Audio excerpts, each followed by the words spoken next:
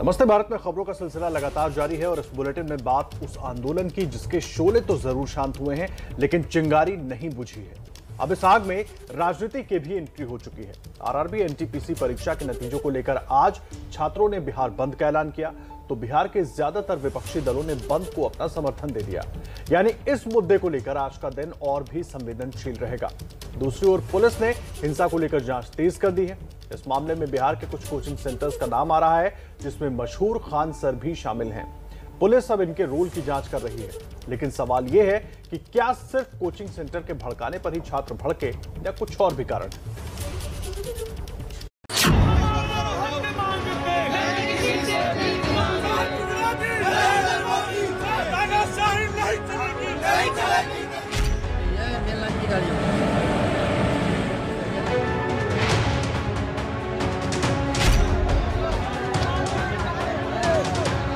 UP और बिहार के छात्रों के गुस्से की आंच अब देश के दूसरे शहरों में भी पहुंच चुकी है।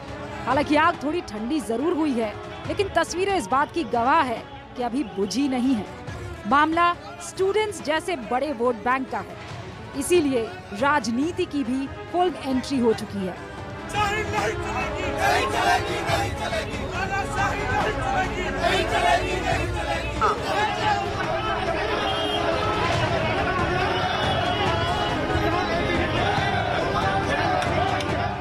एक तरफ बिहार की आग दिल्ली तक पहुंच गई है तो दूसरी ओर बिहार में इस आग को चिंगारी देने वालों के खिलाफ पुलिस ने कार्रवाई शुरू कर दी है। इसमें नामी गिरामी कोचिंग सेंटर के मालिकों के साथ साथ कई और लोग भी आरोपी बनाए गए हैं। एफआईआर में मशहूर खान सर के अलावा 6 शिक्षकों के नाम भी शामिल हैं। इन पर बच्चों को भड़काने का आरोप लगा है। मशहूर कोचिंग संचालक खान सर पर शिकंजा कसा है। एक वीडियो से कसा है ये शिकंजा। इसे पुलिस छात्रों को भड़काने वाला हथकंडा मान रही है। इसके बाद भी नहीं मानेंगे लोग तो ये है फिजिकल प्रोटेस्ट। रेलवे बंद होगा। आप सब लोग को ट्विटर पे 18 तारीख से तो आज से ट्वीट करते रहना है। ट्वीट में कमी नहीं करते रहना है यहाँ पे। और 1 वीक टोटल 1 वीक ट्वीट करना है। इतना याद रखिएगा, मंत्री जी जो हैं अश्विनी वैष्णव सर ये फेवर में है, लेकिन जब तक ट्वीट नहीं करेंगे इनका कोई असर नहीं पड़ने वाला। इतना याद रखिएगा। पुलिस का कहना है कि ऐसे वीडियो सबूत और हिंसक प्रदर्शन कर रहे पकड़े गए छात्रों के बयान के आधार पर उन्होंने कोचिंग संचालकों के खिलाफ मुकदमा दर्ज किया है। पुलिस के मुताबिक पकड़े गए छात्रों ने बताया कि उन्हें कोचिंग संस्थानों के संचालकों ने प्रदर्शन के लिए भेजा था, जिसमें पहला नाम खान सर का है। इसके अलावा छात्रों ने SK झा, नवीन, अमरनाथ, गगन प्रताप और गोपाल वर्मा का नाम लिया है। ये सभी बिहार में कोचिंग चलाने वाले मशहूर टीचर्स हैं। छात्रों के गुस्से की आग के पीछे इन मशहूर टीचर्स का नाम आने के बाद स्टोरी में एक नया ट्विस्ट आ गया है। इसीलिए ABP न्यूज उन इलाकों में पहुंचा है जहां ये कोचिंग संस्थान काम करते हैं। हमने कोचिंग ले रहे इन छात्रों से पुलिस के आरोपों पर बात की। सर कुछ ऐसा बोले नहीं है कभी उसको लेकर, और वो परसों रात में भी आए थे। वो बोले थे कि गणतंत्र दिवस के दिन कुछ ऐसा नहीं होना चाहिए। खान सर ऐसा कुछ भी नहीं करवाए हैं कि जिससे कि हंगामा हुआ है, तोड़ फोड़। खान सर ये हर वीडियो में बोले हैं कि ना तो तोड़ फोड़ होना चाहिए ना तो कुछ होना चाहिए। ऐसा कुछ भी सर ने जहाँ तक हुआ है हम लोग को रोकने का काम किया है, ना कि भड़काने का काम किया है। इसी की यही वजह है कि कल आसपास राजेंद्र नगर पटना या आसपास कहीं भी आपको इस तरह का किसी भी तरह का घटना नहीं घटा है। कभी भी जो उनका कोई भी ऑफिशियल वीडियो उठा के देख लीजिए, वो लड़कों को प्रोवोक नहीं कर रहे हैं आंदोलन के लिए। यहाँ तक कि वो समझा रहे हैं कि ऐसा करना गलत होगा। क्या खान सर ने आप लोगों को प्रोवोक किया?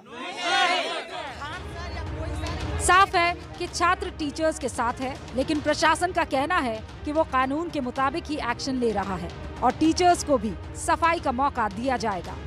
जो नाम आए हैं और पूछताछ में आए हैं और FIR में अगर हैं तो उनको जरूर मौका दिया जा रहा है और वो अपना पक्ष पुलिस के सामने स्थानीय थाना में रख सकते हैं। अगर साक्ष्य पाया जाता है तो नियमानुसार जो कार्रवाई होगी पुलिस करेगी, और अगर कोई साक्ष्य नहीं पाया जाता है, कोई फंसाने के लिए किसी का नाम ले लिया हो में भी, तो कार्रवाई नहीं होगी। क्या छात्र सिर्फ कोचिंग संचालकों के उकसावे से भड़के या इसके पीछे कुछ और भी कारण है? ये समझने के लिए हमने उन छात्रों से बात की जो रेलवे भर्ती परीक्षा या ऐसी ही दूसरी प्रतियोगी परीक्षाओं से जुड़े हैं। लगभग 5 से 6 हज़ार पद खाली हैं और उसमें हम लोग मेरिट में भी आ रहे हैं। उसके बाद सरकार जो है उस भर्ती को पूरा नहीं कर रही है। मैंने 69,000 शिक्षक भर्ती जो उत्तर प्रदेश की सरकार ने किया है उसको भी हमने दिया और क्वालिफाई किया, और क्या उसके बावजूद भी हमारा सिलेक्शन सरकार की गलत नीतियों की वजह से नहीं हो पाया। एक वैकेंसी आता है और उसको 5 साल में क्लियर किया जाता है, ऐसा क्यों? ये जो चुनाव हो रहा है ना, अगर किसी नेता को बोलिए कि एक बार जो चुनाव हुआ इसमें आपका जीत तय नहीं हुआ, ये आपका फ्री हुआ, आप एक बार फिर से मेंस दीजिए, फिर से मेंस चलेगा। छात्रों के उग्र प्रदर्शन के पीछे कोचिंग सेंटर के मालिकों का कितना हाथ है, इसका जवाब तो पुलिस ही दे सकती है। लेकिन इस सच से इनकार नहीं किया जा सकता है कि नौकरियों में भर्ती प्रक्रिया में बहुत सारी खामियां हैं, जिसका असर छात्रों पर सीधे पड़ता है। हम 2015 से बिल्कुल अपने पेपर दिए जा रहे हैं, और हालांकि ऐसा है कि सारे पेपर हम क्रॉस भी कर रहे हैं, बट ये है कि एक भी भर्ती नहीं आ रही है। मैं 2015 से एग्ज़ाम दे रहा हूँ, 2015, 17, 18 सब दिए हैं। बहुत टाइम 3 साल 4 साल लग जा रहे हैं कि भर्ती क्लियर करने में। अभी तो 2016 का बैच था SI का, अभी पोस्टिंग अभी हुई 2022 में। तो फिर पेपर नहीं होता है, और पेपर हो भी जाए कैसे तो फिर रिजल्ट नहीं आता है, और रिजल्ट आ भी जाए तो फिर वो फिर टल जाता है, फिर दोबारा होगा, ऐसे होता रहता है। SI का देखिए 2000 की भर्ती 2016 की भर्ती थी, इन्होंने एग्जाम करा करके मतलब एग्जाम करवाए, इन्होंने ट्रेनिंग कराने के बाद भी जो है पास आउट परेड न करवा करके इन्होंने घर पे रखा। यानी आंकड़ों पर तो सरकारी दफ्तर कर्मचारियों की कमी से जूझ रहा है और सड़क पर युवक एक अदद नौकरी की तलाश में भटक रहे हैं। ये तस्वीर क्यों, ये जानने के लिए जब हमने एक्सपर्ट्स की राय ली तो एक नया ट्विस्ट मिला। गवर्नमेंट ने फिर से एक बार रिव्यू लेना चाहिए कि जो पोस्ट की जरूरत ही नहीं है वो पोस्ट अबॉलिश करना देना चाहिए, लेकिन जो पोस्ट रखे है वो पोस्ट में एक भी दिन वो वैकेंट नहीं रहेगी, ऐसे तरह का उनको पॉलिसी डिसीजन लेना चाहिए और उस तरह से फिर आगे रिक्रूटमेंट करनी चाहिए। यानी समस्या सिर्फ बेरोजगारी और भर्ती प्रक्रिया में देरी की नहीं है, बल्कि समस्या ये भी है कि सरकारी दफ्तरों में रिक्त पद और काम की जरूरत का रैशनलाइजेशन नहीं हुआ है। छात्रों को उकसाने के मामले में जिन लोगों का नाम विवादों में आया, उनमें सबसे बड़ा नाम है खान सर का। ये वही खान सर हैं जिनके YouTube पर तकरीबन 1 करोड़ फॉलोवर्स हैं, लेकिन विवादों से उनका पुराना नाता रहा है। एक विवाद उनकी पहचान को लेकर भी है, उनके पूरे नाम को लेकर भी बहुत कंफ्यूजन है। अब एक बार फिर जब वो विवादों में घिरे तो एबीपी न्यूज ने खान सर के नाम, पहचान और उनके इतिहास की पूरी पड़ताल की। हमारी इस खास रिपोर्ट से खान सर के नाम, उनकी पहचान से जुड़ी बरसों पुरानी कंट्रोवर्सी का अंत हो जाएगा, इसलिए ध्यान से देखिए हमारी स्पेशल रिपोर्ट। जय हिंद। आप सभी देशवासियों को गणतंत्र दिवस अर्थात रिपब्लिक डे की ढेर सारी शुभकामनाएं। अपने इसी खास अंदाज की वजह से आज इस चेहरे को किसी परिचय की जरूरत नहीं है। शोहरत का अंदाजा इस बात से लगाया जा सकता है कि YouTube पर इनके 1 करोड़ से ज्यादा चाहने वाले हैं, लेकिन इतनी शोहरत के बावजूद खान सर की पहचान एक मिस्ट्री है। अब एक बार फिर वो विवादों में आए हैं तो एबीपी न्यूज ने उनके उस पहचान की पड़ताल की जो कई सालों से मिस्ट्री बनी हुई है। आज आप भी जान लीजिए। दुनिया जिन्हें खान सर कहती है उनका पूरा नाम है फैजल खान, पिता का नाम है वसीर अहमद खान और जन्म हुआ है देवरिया के भाटपार रानी में। यहीं शुरुआती पढ़ाई भी हुई। या नाम या फिर जो भी है, मनीष है, अमित है, रोहित है, जो भी इनका अलग अलग तरह का या नाम रख रहे हैं, ऐसा इनका नाम कुछ नहीं। इनका नाम फैजल खान है। ये हम लोगों के साथ 4 साल 3 साल साथ में रहे हैं, पढ़े हैं, यहीं भाटपार रानी के मूल निवासी हैं। फैजल खान है।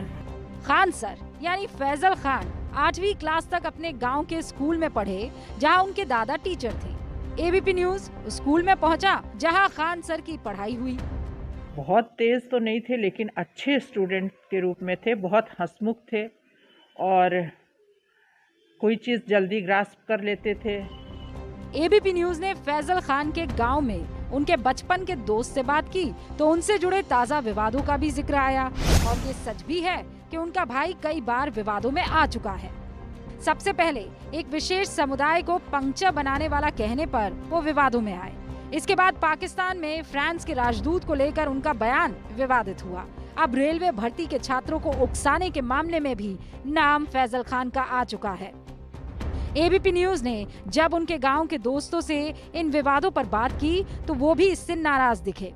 मित्र हैं और ये यहीं भाटपार रानी के रहने वाले हैं। और फैजल खान के बारे में तो अभी सब पूरा देश ही जान रहा है, जो रोज़ नए बवाल फैजल खान करते जा रहे हैं। इसके पूर्व कई बार बेतुकाब तरह के बयानों में घिरे रहते हैं, इनसे उनको बचना चाहिए। जो भी है वो नहीं दे तो अच्छा है। और इसके पूर्व भी जैसे मुस्लिम पक्ष को लेके या फिर बेतुका बयान या पंचर वाला या फिर जो भी हो पाकिस्तान से रिलेटेड, इन सब से इनको बचना चाहिए, दूर रहना चाहिए। सोशल मीडिया पर उनके धर्म को लेकर भी एक मिस्ट्री थी। उनके कई नामों को तो लेकर चर्चा भी हो चुकी है, लेकिन एबीपी न्यूज ने आज बरसों पुरानी इस मिस्ट्री से पर्दा उठा दिया। और बात कर लेते हैं पंजाब की, जहां कांग्रेस सीएम चेहरे का ऐलान करेगी, लेकिन खुशी से नहीं, मजबूरी में। मजबूरी इसलिए क्योंकि राहुल गांधी के सामने ही सिद्धू चन्नी ने अपनी दावेदारी ठोक दी। फिर क्या हुआ आगे, इस रिपोर्ट में देखिए। पंजाब में कांग्रेस का सीएम चेहरा कौन? मगर अगर कांग्रेस पार्टी चाहती है और कांग्रेस पार्टी का कार्यकर्ता चाहता है और पंजाब चाहता है, तो फिर हम चीफ मिनिस्टर का निर्णय आपके लिए ले लेंगे। पद 1, उम्मीदवार 2।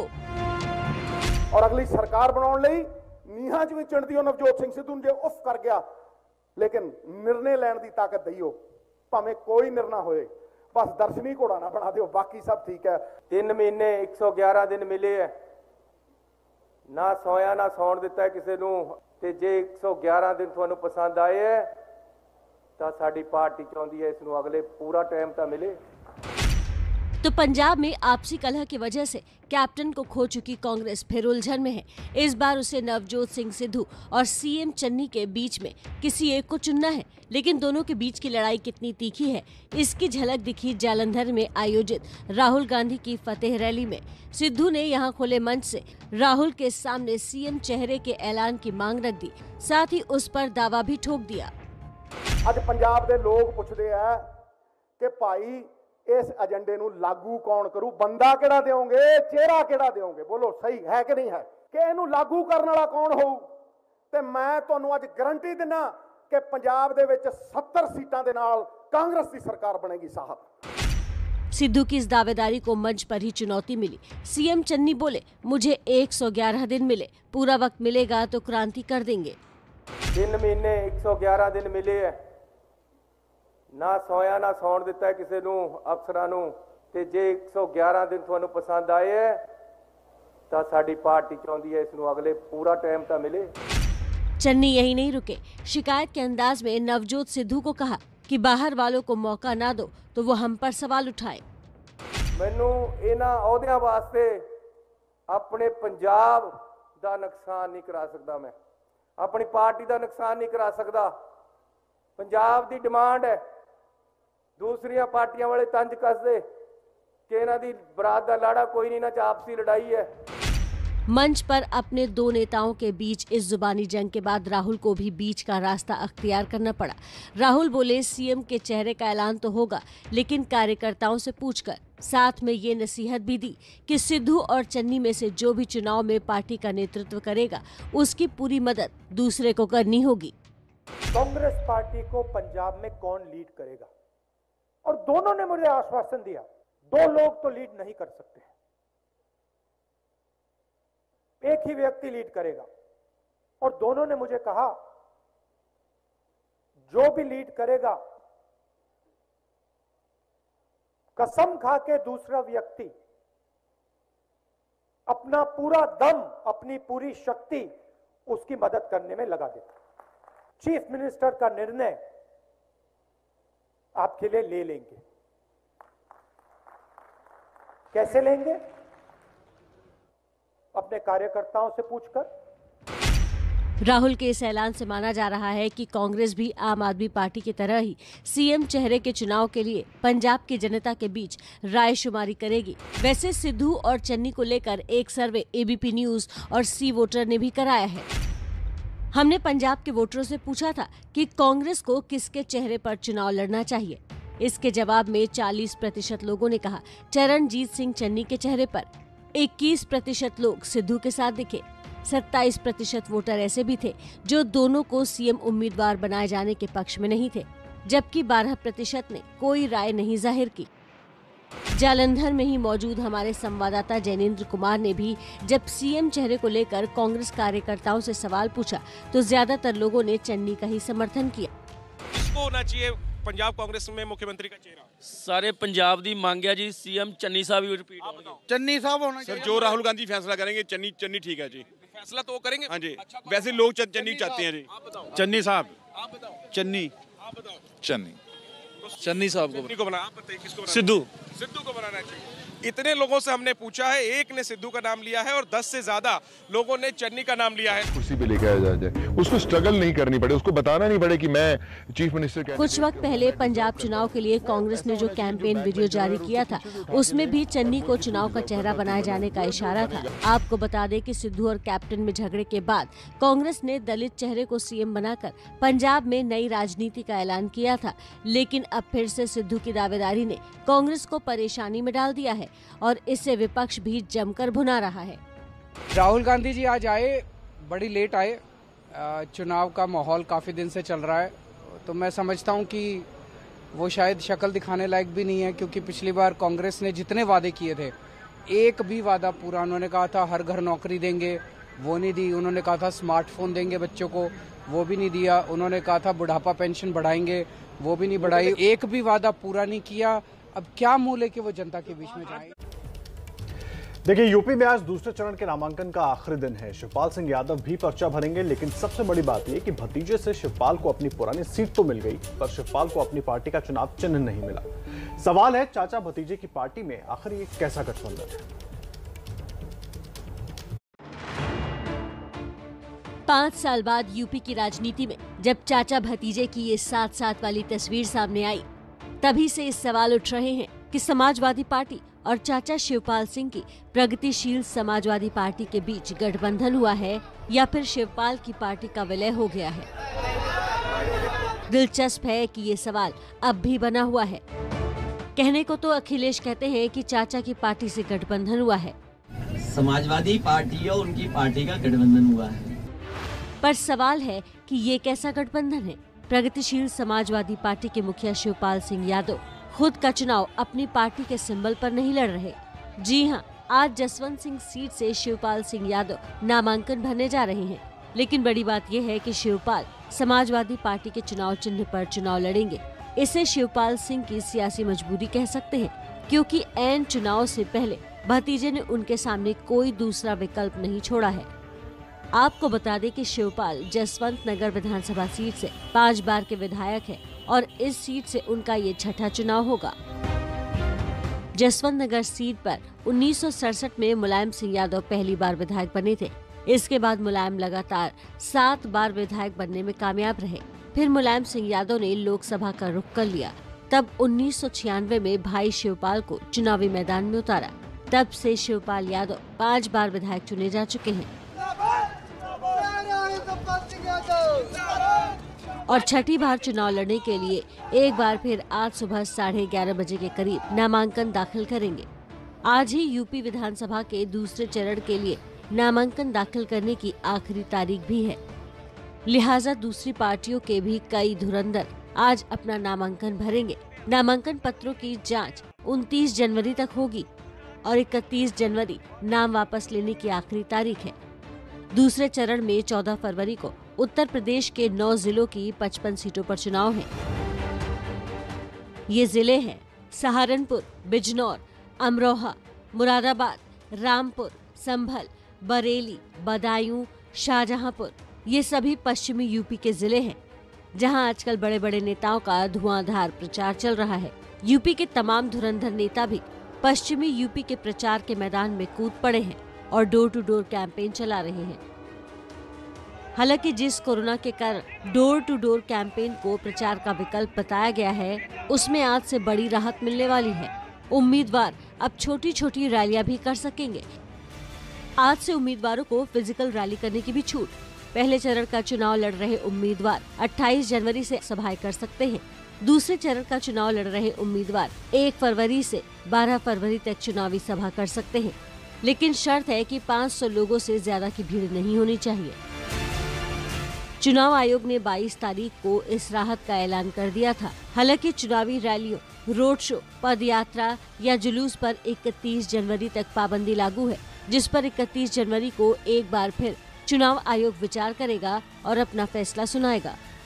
सवाल इसीलिए क्योंकि वो खुद आरएलडी को एनडीए में आने का ऑफर देते हैं, लेकिन जयंत अखिलेश के साथ एकजुटता दिखाकर बीजेपी को चुनौती देने में लगे हैं। दावा कर रहे हैं बीजेपी डरी हुई है, हार रही है।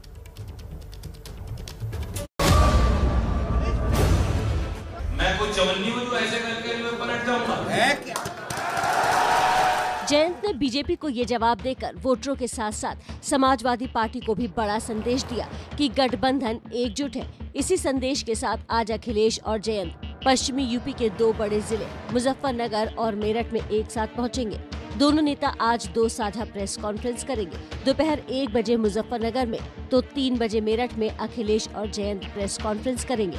यूपी के पहले चरण के चुनाव के लिए जोर शोर से प्रचार चल रहा है। डोर टू डोर कैंपेन कर रहे बीजेपी के तमाम बड़े नेता अखिलेश और जयंत चौधरी पर ये कहकर हमला बोल रहे थे कि विपक्ष डर से घर में बंद है। तो आज दोनों नेताओं का साथ साथ दिखना बीजेपी को भी संदेश हो सकता है।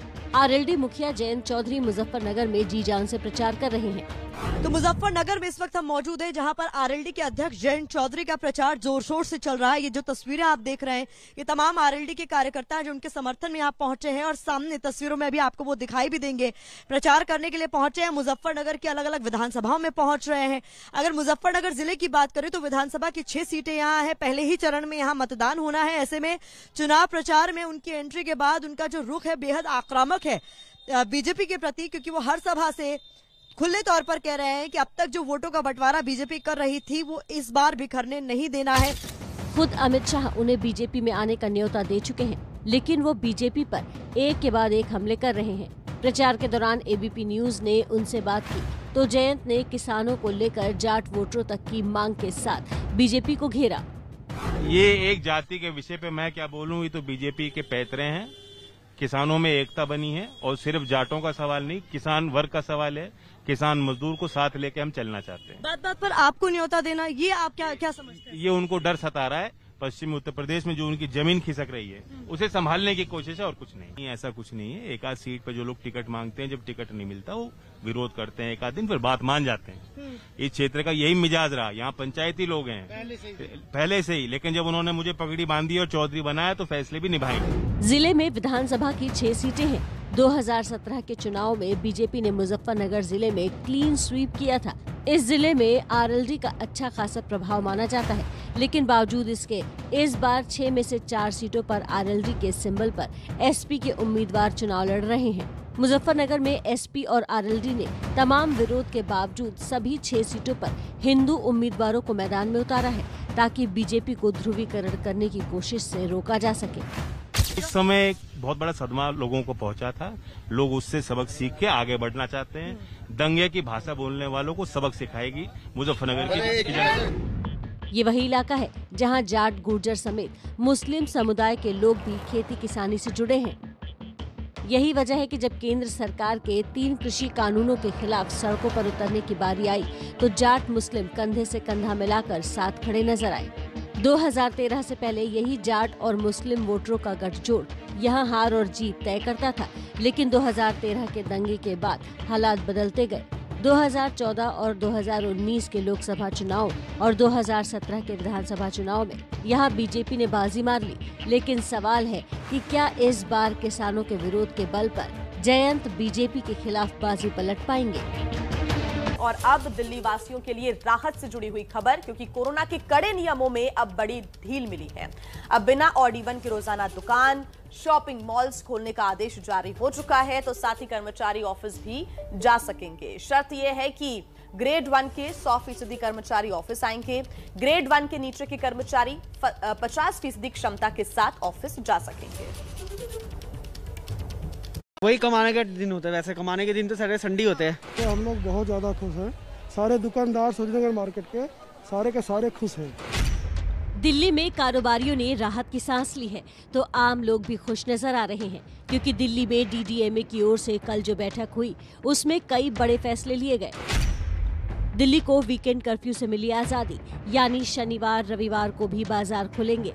और इतना ही नहीं, बाजारों में ऑड इवन को भी खत्म करने का फैसला लिया गया है।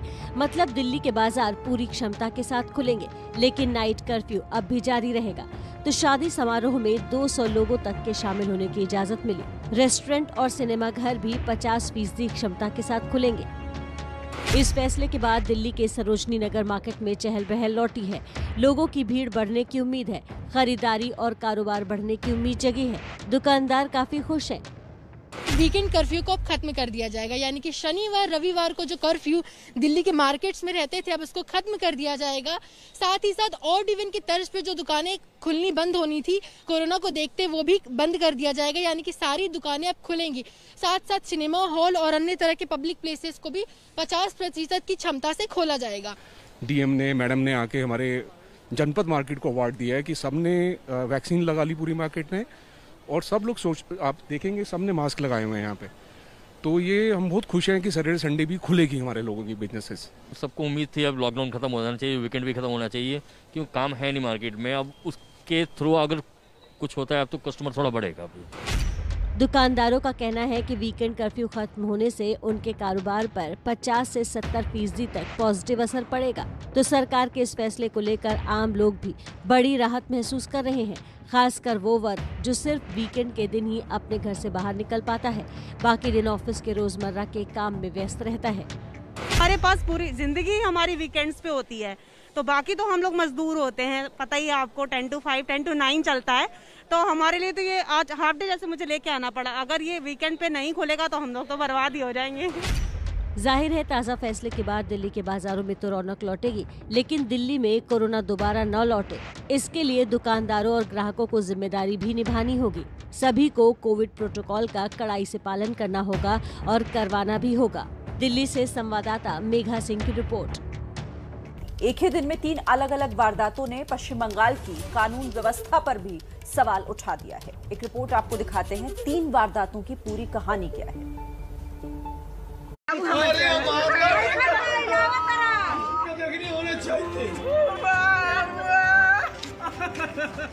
तस्वीरों में देखिए कैसे ये महिला डरी और सहमी हुई है। आसपास कुछ महिलाएं रोते हुए इन्हें शांत कराने की कोशिश कर रही हैं।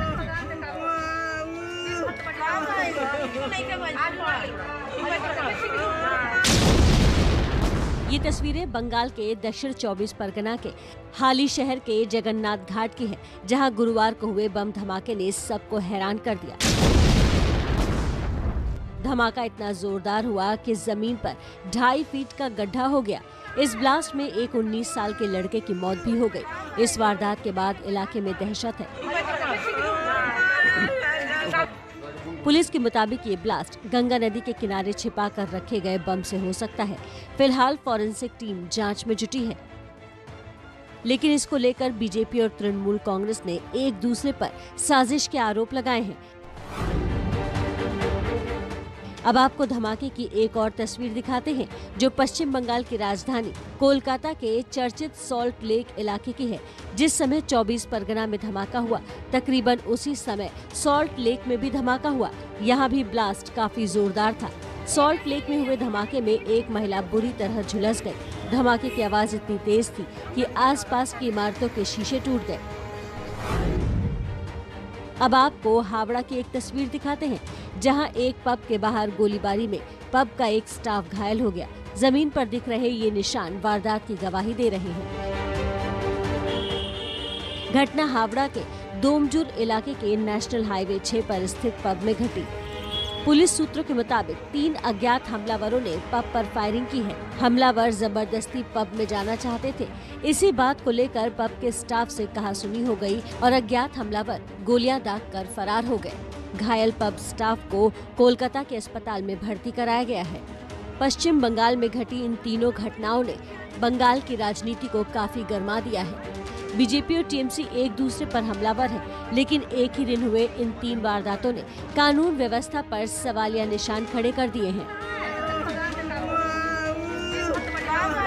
और अब आपको बड़ी खबर बता देते हैं, बात करेंगे बिहार की, क्योंकि आज बिहार में छात्र संगठनों ने बंद बुलाया है। लेकिन पटना वाले खान सर ने छात्रों से एक बड़ी अपील भी की है। उन्होंने अपने YouTube चैनल के जरिए छात्रों से प्रोटेस्ट खत्म करने की अपील की है। उन्होंने कहा है कि पीएमओ ने आपकी सारी मांगों को मान लिया है। आज के बंद में और प्रदर्शन में कोई हिस्सा ना ले, ये बहुत गलत होगा। हालांकि छात्र संगठनों के बंद को तमाम विपक्षी दलों ने समर्थन का ऐलान भी किया है। तो छात्र संगठनों का आज बिहार बंद का ऐलान, लेकिन खान सर ने इसे लेकर एक वीडियो जारी करते हुए छात्रों से इस प्रोटेस्ट को खत्म करने की अपील की है।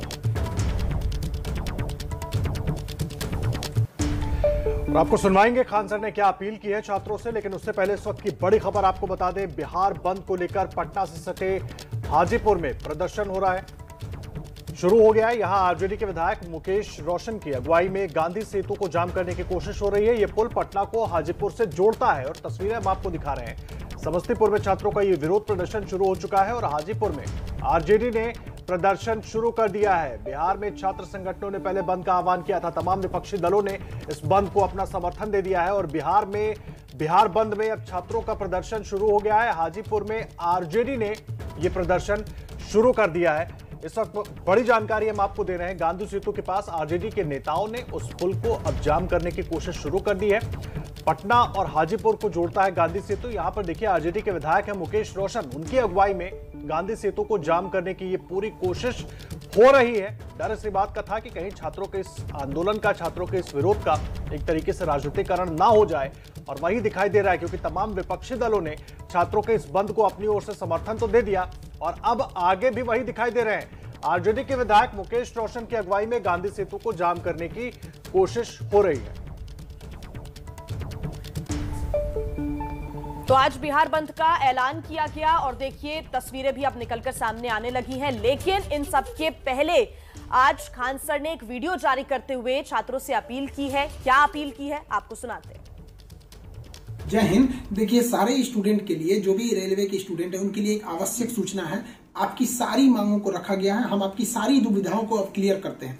देखिए, 28 जनवरी को किसी भी तरह के किसी भी प्रोटेस्ट में आप हिस्सा न लें, ये आपके लिए गलत साबित हो जाएगा। हम आपकी सारी समस्याओं को एक एक करके सिलसिलेवार तरीके से बताते हैं। देखिए, अभी एक वीडियो आया, बिहार के पूर्व उप मुख्यमंत्री जो सुशील मोदी जी थे, उन्होंने कहा कि वो रेलवे मंत्री से बात किए, वो स्टूडेंट के मांग पे सहमत है और आरआरबी रेल मंत्री भी इस बात से सहमत है कि वो 20 गुना रिजल्ट देंगे, अर्थात ओरिजिनल जो नंबर रिपीट नहीं करेंगे, यूनिक नंबर जो दिए जाएंगे, अर्थात 3.5 लाख और लड़कों को जोड़ा जाएगा। एनटीपीसी वालों की समस्या खत्म।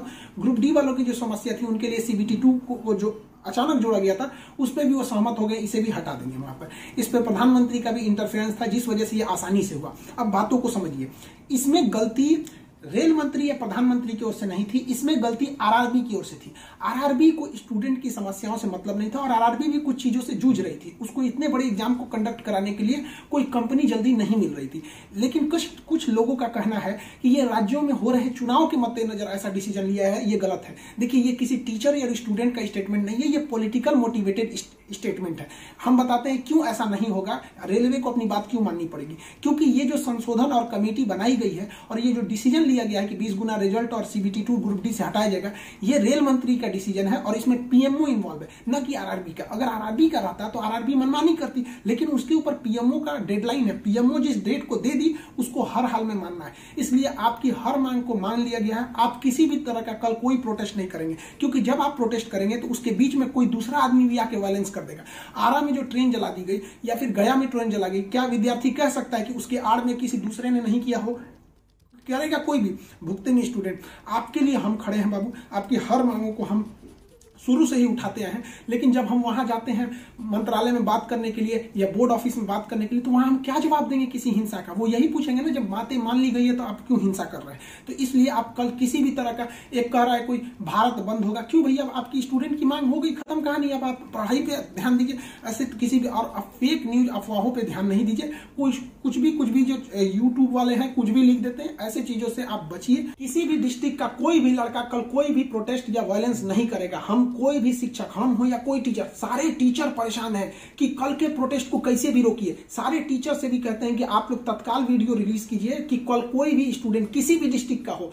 रेलवे को इंटेलिजेंस मिला है, रेलवे इंटेलिजेंस वाले हमको कह रहे हैं कि गोरखपुर के कुछ लड़के प्रोटेस्ट कर रहे हैं। गोरखपुर के लड़के क्या अलग से हैं? आप कहीं के भी हो, बिहार, नवादा, नालंदा, कहीं के भी हैं, आप कल कोई प्रोटेस्ट नहीं करेंगे। आपकी मांगों को माना जा चुका है। हम बता रहे हैं क्योंकि इसमें पीएमओ ने इस बात को माना है, न कि आरआरबी अगर बोलती तो हम भी कहते कि हाँ आप 100% भरोसा नहीं कर सकते। इसलिए कल कोई भी प्रोटेस्ट नहीं होना चाहिए, कोई भी बंद नहीं, आप आराम से पढ़ाई कीजिएगा। पॉलिटिकल और भी कुछ बातों का कहेंगे। देखिए स्टूडेंट जो कोचिंग के पास आए हैं या जो कहना है भाई, देखिए स्टूडेंट आप सबने बहुत साथ दिया, हम लोगों ने भी आपका साथ दिया, आपने भी बहुत सारे टीचर्स का आप भी साथ दिया, आप सब लोग को हाथ जोड़ के धन्यवाद कहते हैं। लेकिन सारे स्टूडेंट से कहते हैं देखिए जो भी लड़कों पे केस हुआ है अभी उसको हम लोग लीगल तौर पे देख रहे हैं कि उन स्टूडेंट के साथ क्या होगा। और जो हम लोग के ऊपर एफआईआर हुई है उस पर खुद प्रशासन, डीएम और एसपी साहब जो भी पटना के हैं, उन्होंने खुद कहा है कि हर टीचर को वो अपनी बातों को कहने देंगे। एक्चुअली उन लोगों ने गलत न्यूज देखा है जिस आधार पर उन्होंने बताया गया। बाद में अभी कोचिंग एसोसिएशन की पूरी टीम गई थी, उन्होंने लीगल दिखाया तो उन लोगों ने भी एक्सेप्ट किया है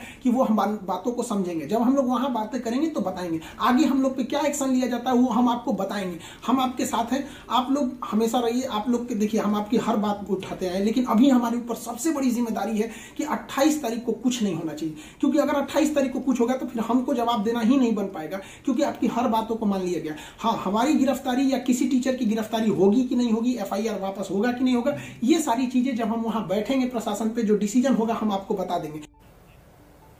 तो सुना आपने खान सर को हंगामा कर रहे छात्रों से वो शांति बनाए रखने की और इस प्रोटेस्ट को कैंसिल करने की अपील कर रहे थे। वहीं पप्पू यादव ने खान सर की इस अपील पर ही सवाल खड़े कर दिए हैं और सवाल खड़े करते हुए पूछा है कि क्या खान सर डर गए हैं। पूछा कि खान सर जो कह रहे हैं उन्हें ये तमाम जानकारी कहां से मिली। पप्पू यादव क्या कह रहे हैं जरा सुनिए। अब अपने तो ये लोग भाग गए, खान जी से लेके सब जी स्टेट छोड़ दिए। अब वहां डर के कारण आप वीडियो जारी कर रहे हैं, तो आपको ये कौन सा प्रेशर आया कि मिनिस्टर और पीएम नहीं है इसमें बोर्ड है। अच्छा हमको बताइए कि नौकर मालिक के बगैर कुछ कर सकता है? माना प्रेजेंस ऑफ ब्रेन नहीं है किसी को। रेल मंत्री 2 दिन से आ रहा था ना, वो क्या बकबक कर रहा था? तो बोर्ड तो था नहीं, रेल मंत्री बैठ करके बात कर रहा था, तो खुद रेल मंत्री बात कर रहा था। अच्छा दूसरी बात वो कह रहे हैं कि अब एक ही एग्जाम लेगा, ठीक, और ग्रुप डी में कह रहे हैं 2 ही की बात हो गई। तो आपको किससे बात हो गई और किसने आपको लेटर दे दिया? देखिए इस बंद को लेकर अब राजनीति भी इस पर किस तरह से तेज हो गई है वो भी हम आपको लगातार दिखा रहे हैं, लेकिन सवाल यह है कि बंद का आह्वान किया गया है, ऐसे में तमाम विपक्षी दलों ने समर्थन दे दिया है। अब जो कुछ होता है किस तरह की तैयारी उसको रोकने के लिए प्रशासन की तरफ से की गई है, पूरी जानकारी देने के लिए हमारे साथ हमारे सहयोगी प्रकाश कुमार भी जुड़ गए हैं पटना से और दिल्ली से रविकांत भी हमारे साथ मौजूद हैं। प्रकाश जी मैं आपका रुख कर रहा हूं, मैं समझना चाहूंगा तैयारी किस तरह से की गई है, क्योंकि एक तरफ हम देख रहे हैं हाजीपुर पटना के बीच जो गांधी सेतु है उसको भी रोकने की कोशिश हो रही है। पप्पू यादव ने कल फिर एक तरीके से बयान दे दिया कि नहीं ये सर वो सर जो तमाम सर हैं वो खुद को बचा रहे हैं, लेकिन छात्र इन सब के बीच फंसा हुआ है। खान सर ने अपील भी की है, क्या हो रहा है वहां पर? देखिए ये कहते हैं ना कि बात जुबान से निकल जाए और तीर कमान से निकल जाए तो उसे वापस करना मुश्किल होता है। अगर वापस कोई लेना भी चाहे तो राजनीति उसे वापस नहीं लेने देता है। तैयारियां हैं सरकार की तरफ से, प्रशासन की तरफ से, लेकिन खास बात यह है कि जेडीयू भी इसमें शामिल हो गया है, यानी कि बंद के समर्थन में नहीं बल्कि जो छात्र हैं जिनके ऊपर मुकदमा हुआ है, जो खान सर समेत बाकी शिक्षक हैं उनके पक्ष में। हमारे साथ है नीरज सिंह जेडीयू के प्रवक्ता, वो बताएंगे। आप लोग तो मुकदमा वापस करने की मांग कर रहे हैं, ये कैसा मुकदमा है? देखिए छात्र हित महत्वपूर्ण है ना, जैसे राज्य हित हमारे लिए महत्वपूर्ण है, तो छात्रों के अंदर जो आक्रोश अकारण वह समय पर रेलवे बोर्ड ने कोई निराकरण नहीं किया। तो रेलवे बोर्ड ने गलती की है ये आप मानते हैं? सरासर उसकी गलती?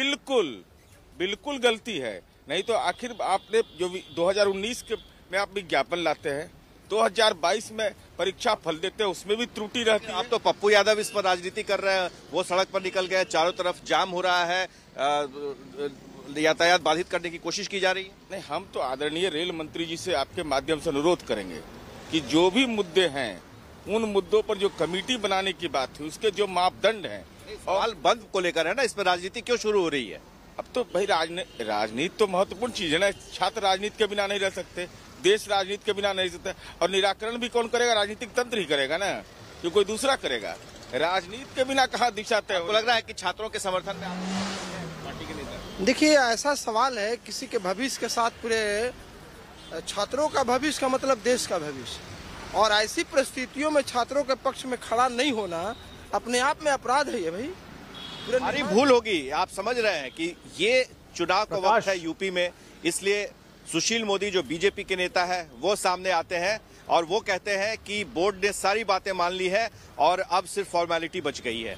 तो अब ये राजनीति के तहत क्योंकि आरजेडी के नेताओं ने, महागठबंधन के नेताओं ने भी इस बंद को समर्थन दिया है, तो अब वो पीछे नहीं हटना चाहते हैं और छात्र हैं कि उनकी बातें मान ली गई हैं। अब इस गफलत में बातें हो रही है, अब देखना होगा धीरे धीरे कि क्या हो रहा है, क्या बंद की राजनीति हो रही है और बंद पर ये आगे कहां तक मामला जाएगा। बताइए। बिल्कुल प्रकाश, आप आगे भी नजर बना के रखिए, आपसे अपडेट्स हम लेते रहेंगे। फिलहाल धन्यवाद आपका जानकारी के लिए। फोन लाइन पर रविकांत हमारे साथ जुड़े हुए हैं।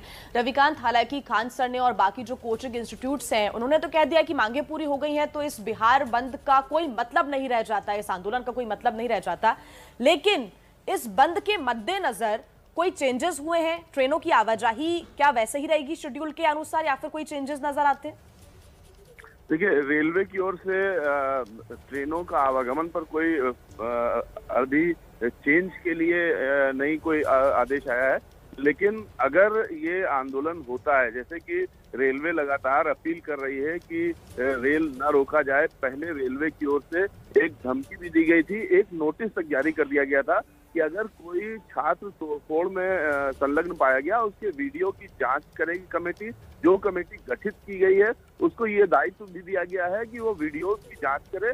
अगर कोई कैंडिडेट इसमें लिप्त पाया जाता है तो उसको आजीवन के लिए, जीवन भर के लिए उसको डिबार कर दिया जाएगा रेलवे में नौकरी से।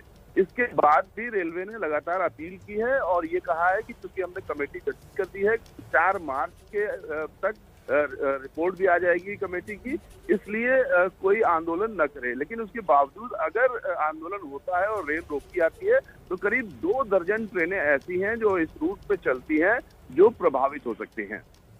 रविकांत, अभी क्योंकि छात्रों में कंफ्यूजन की स्थिति भी बनी हुई है, प्रयागराज में तो इसे लेकर लगातार ये भी कोशिश की जा रही है कि छात्रों की जो समस्याएं हैं, जो उनके सवाल हैं, वो उन्हें लिए जाएं, उनका समाधान किया जा सके। इसको लेकर और भी जगहों पर क्या तैयारी हो रही है? बिल्कुल, जो आरआरबी हैं वो सभी आरआरबी जो हैं अलग अलग डिवीजन में होती है, उन सभी आरआरबीज को ये कहा गया है कि वो अपने अपने क्षेत्र में छात्रों की जो ग्रीवेंसेस हैं उनको लें और उसको कमेटी को भेजें। तो ये काम पूरे देश में होगा और हर आरआरबी अपने अपने क्षेत्रों की जो छात्र हैं उनसे उनकी शिकायतें लेंगी और उनको कमेटी को देगी। कमेटी उन जो सुझाव आएंगे उनमें जो एक तरह के सुझाव आएंगे उनको कैटेगराइज करके और जो कुल सुझाव आएंगे उनकी लिस्ट बनाएगी और उस पर विचार करेगी। ठीक है प्रकाश, नजर बनाकर रखिए, लगातार अपडेट देते रहेंगे। तो देखिए, बिहार में छात्रों की तरफ से बंद का आह्वान किया गया था, लेकिन बाद में खान सर ने भी अपील की, तमाम अलग अलग संगठनों की तरफ से अपील की गई कि बंद ना हो, लेकिन इस पर राजनीति भी अब बहुत तेज है। क्या कुछ होगा, लगातार अपडेट उससे जुड़ा आपको आप तक पहुंचाते रहेंगे। हाजीपुर में प्रदर्शन शुरू हो गया है। यहाँ आरजेडी के विधायक मुकेश रोशन की अगुवाई में गांधी सेतु को जाम करने की कोशिश हो रही है, तो वहीं समस्तीपुर में भी छात्रों का प्रदर्शन शुरू हो चुका है। हालांकि पटना वाले खान सर ने छात्रों से बंद में शामिल न होने की अपील की है, लेकिन राजनीतिक दल प्रदर्शन को समर्थन दे रहे हैं। अब ऐसे में सवाल उठता है कि छात्रों के आंदोलन में राजनीतिक दलों का क्या काम। 2 तस्वीरें समस्तीपुर की और गांधी सेतु हाजीपुर की हम आपको दिखा रहे हैं।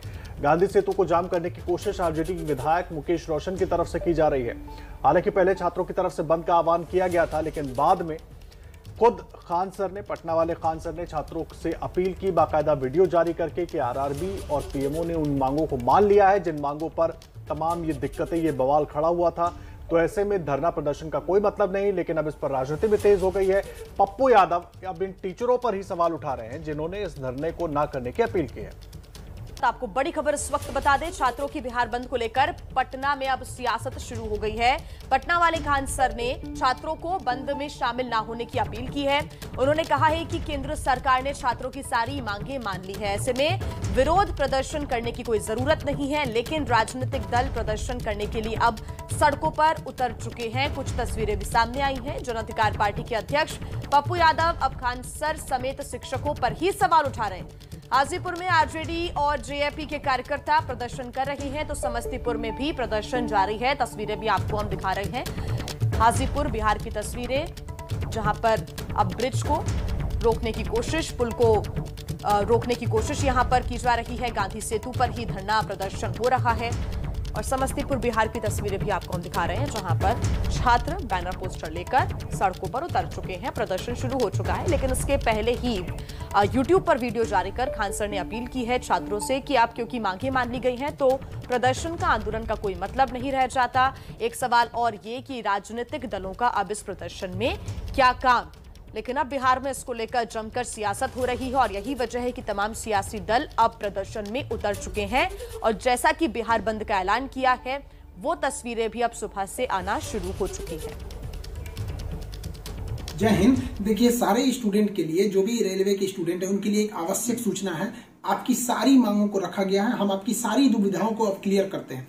देखिए, 28 जनवरी को किसी भी तरह के किसी भी प्रोटेस्ट में आप हिस्सा न लें, ये आपके लिए गलत साबित हो जाएगा। हम आपकी सारी समस्याओं को एक एक करके सिलसिलेवार तरीके से बताते हैं। देखिए, अभी एक वीडियो आया, बिहार के पूर्व उप मुख्यमंत्री जो सुशील मोदी जी थे, उन्होंने कहा कि वो रेलवे मंत्री से बात किए, वो स्टूडेंट के मांग पे सहमत है। और आरआरबी रेल मंत्री भी इस बात से सहमत है कि वो 20 गुना रिजल्ट देंगे, अर्थात ओरिजिनल जो नंबर रिपीट नहीं करेंगे, यूनिक नंबर जो दिए जाएंगे, अर्थात 3.5 लाख और लड़कों को जोड़ा जाएगा। एनटीपीसी वालों की समस्या खत्म। ग्रुप डी वालों की जो समस्या थी, उनके लिए सीबीटी 2 को जो अचानक जोड़ा गया था, उस पर भी वो सहमत हो गए, इसे भी हटा देंगे वहां पर। इस पर प्रधानमंत्री का भी इंटरफेरेंस था, जिस वजह से ये आसानी से हुआ। अब बातों को समझिए, इसमें गलती रेल मंत्री या प्रधानमंत्री की ओर से नहीं थी, इसमें गलती आरआरबी की ओर से थी। आरआरबी को स्टूडेंट की समस्याओं से मतलब नहीं था और आरआरबी भी कुछ चीजों से जूझ रही थी। उसको इतने बड़े एग्जाम को कंडक्ट कराने के लिए कोई कंपनी जल्दी नहीं मिल रही थी। अब अपने तो ये लोग भाग गए, खान जी से लेके सब जी स्टेट छोड़ दिए। अब वहां डर के कारण आप वीडियो जारी कर रहे हैं, तो आपको ये कौन सा प्रेशर आया कि मिनिस्टर और पीएम नहीं है इसमें बोर्ड है। अच्छा, हमको बताइए कि नौकर मालिक के बगैर कुछ कर सकता है? नहीं। माना प्रेजेंस ऑफ ब्रेन नहीं है किसी को। रेल मंत्री 2 दिन से आ रहा था ना, बोर्ड तो था नहीं, रेल मंत्री बैठ करके बात कर रहा था, तो खुद रेल मंत्री बात कर रहा था। अच्छा, दूसरी बात वो कह रहे हैं कि अब एक ही एग्जाम लेगा, ठीक, और ग्रुप डी में कह रहे हैं 2 ही की बात हो गई। तो आपको किससे बात हो गई और किसने आपको लेटर दे दिया? तो खान सर को आपने सुना, पप्पू यादव को भी आपने सुना, लेकिन खान सर भले ही छात्रों से प्रदर्शन में शामिल नहीं होने की अपील कर रहे हैं। और देखिए, छात्रों के इसी बवाल से जुड़ी एक बड़ी खबर इस वक्त आपको बता दें। प्रयागराज में रेलवे भर्ती परीक्षा के विरोध में छात्रों के विरोध प्रदर्शन के दौरान हिंसा फैलाने का मुख्य आरोपी, उसे गिरफ्तार कर लिया गया है। छात्र नेता राजेश सचान को गिरफ्तार कर लिया गया है, गिरफ्तार कर जेल भेज दिया गया है। जिला अदालत ने राजेश सचान की जमानत अर्जी को खारिज कर दिया है। पुलिस का दावा है कि राजेश सचान के सोशल मीडिया पर भड़काने की वजह से ही छात्र इकट्ठा हुए थे।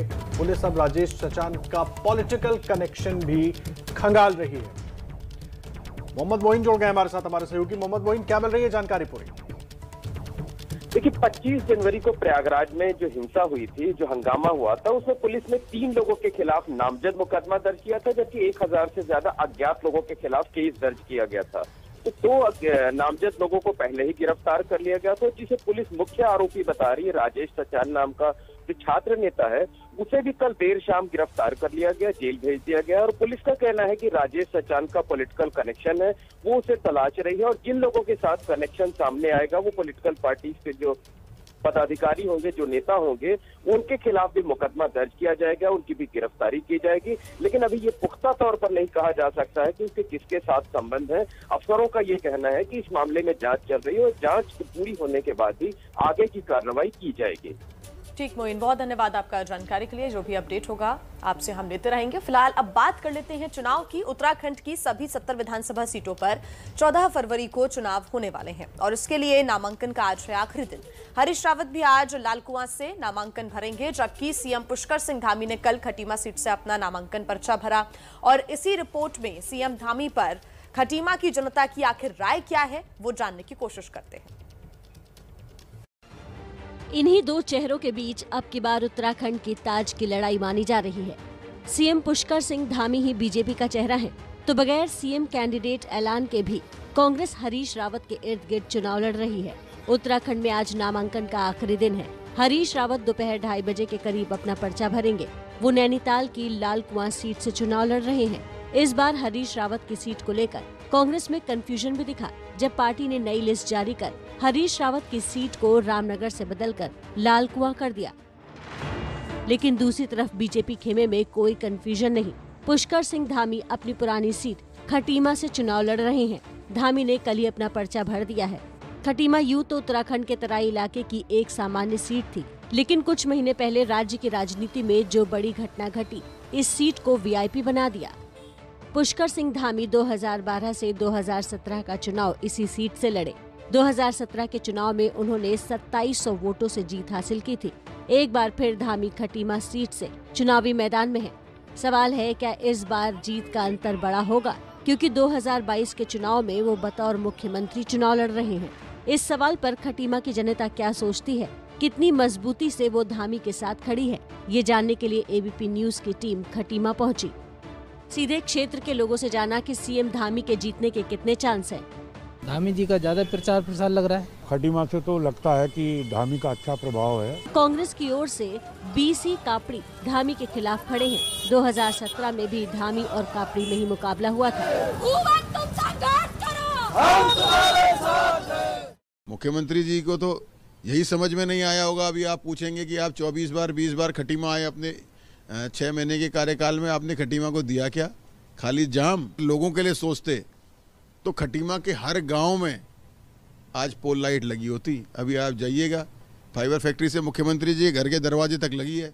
शायद उनके गांव में काला पुल के आगे अंधेरा नहीं होता, या फिर शायद लोहिया हेट में अंधेरा नहीं होता, या और खटीमा में कहीं अंधेरा नहीं होता। वो स्ट्रीट लाइट उन्हीं के घर तक गई। जो विरोधी के उलट खटीमा के लोगों की माने तो सीएम बनने के बाद धामी ने खूब काम करवाया है, लेकिन अब भी विकास से जुड़े बहुत से मुद्दे हैं। यहाँ पर जल भराव का बहुत बड़ा मुद्दा है। जब कभी बरसात होती है, थोड़ी सी पानी हो जाता है, तो जहाँ आप खड़े हैं और पूरे खटीमा में 1-1 फीट तक पानी भर जाता है। रोडों की स्थिति बड़ी जर्जर है खटीमा में। खटीमा विधानसभा सीट के सामाजिक समीकरणों की बात करें तो यहाँ करीब महाराणा प्रताप के वंशज माने जाने वाले राणा थारू परिवारों के साथ ही पिथौरागढ़, मुनस्यारी, लोहाघाट, चंपावत इलाकों से आए पर्वतीय लोगों की बड़ी संख्या है। तो देश के विभाजन के वक्त आए सिख परिवारों और मुस्लिमों की अच्छी तादाद है और सबकी अपनी अपनी समस्याएं हैं। पंजाब में कांग्रेस सीएम के उम्मीदवार का जल्द ऐलान करने वाली है। इसकी घोषणा राहुल गांधी ने पंजाब दौरे के दौरान की थी। इस पर नजर पड़ी कार्टूनिस्ट इरफान की। देखिए कार्टूनिस्ट इरफान ने इस पर क्या व्यंग्य किया है।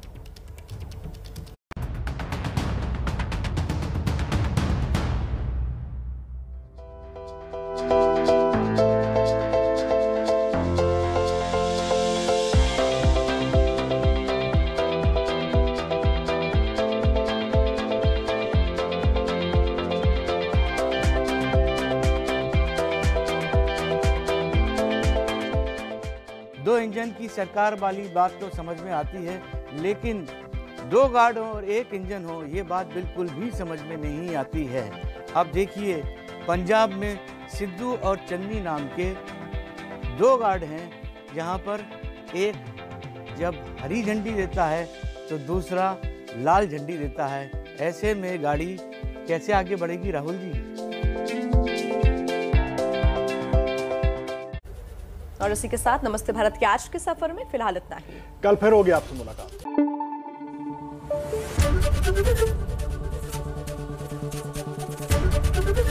एबीपी न्यूज आपको रखे आगे।